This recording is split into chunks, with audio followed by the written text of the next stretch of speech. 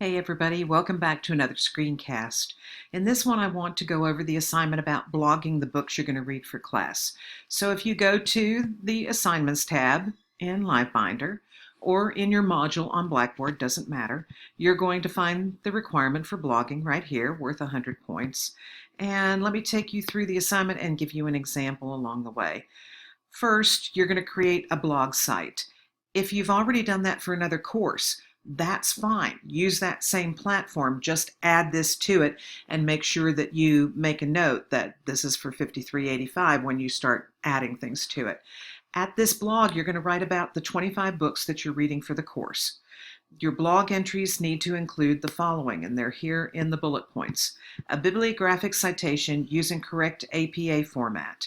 If you are unsure about APA format, go online, take a look. The OWL page that you can get to through a simple Google will show you how to do that. You must have a cover of the book, so you need a JPEG, and it needs to be at least 300 by 300 DPI, otherwise it ends up being pixelated. So make sure when you're going to grab those images from Google, from Goodreads, wherever it is that you usually go to grab a JPEG, that you look at that 300 by 300 as a minimum. You're going to write a brief summary of the book, 100 to 150 words.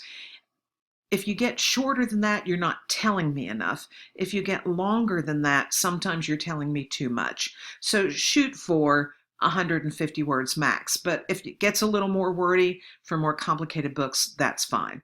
Then you're going to have a separate section that's a commentary on the strengths of the book or connections to other books. Trailers, other books on similar themes, other books by the same author. That piece should also be between 100 and 150 words. So I don't just want the link to the book trailer, I want some information about the book itself. And finally, the requirement the book meets, especially if it's one where you had a choice of lists or titles. So here's a link to the sample blog that I created with posts from 2 of the books for the course. And let me just take you right there. I think I'm going to click on the right thing. No, I'm not. Here it is, right here. So here's the sample blog for 5385. I'm using Blogger as my platform, but you may use anything that makes sense to you. I do think it's important that you have a profile. That's a picture of Scout all gussied up there, but it is nice if you tell a little something about yourself. So here is what I wrote about the Absolutely True Diary of a Part-Time Indian. Here's the bibliographic citation right here. That is APA format. So be sure you follow that. Then I have a brief annotation of the book here. That's about 100 words, give or take. It's easier for me to write shorter because I've been doing it for a long time. You may have to write the entire summary of the book and then go back in and edit for length. But after you do a couple of these, it will get much easier. Now notice that just about equal amount here is given over for my comment on the strengths or weaknesses of the book. I'm particularly talking here about things I've learned in the textbook chapters like developmental tasks and Havoc-Hearst.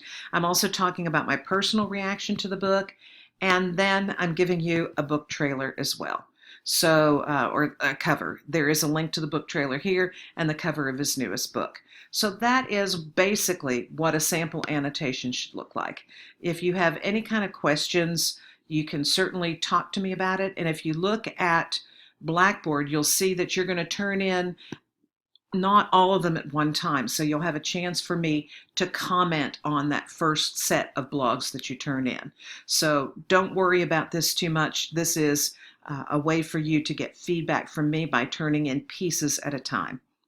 Thanks for watching this screencast. I hope you find it helpful.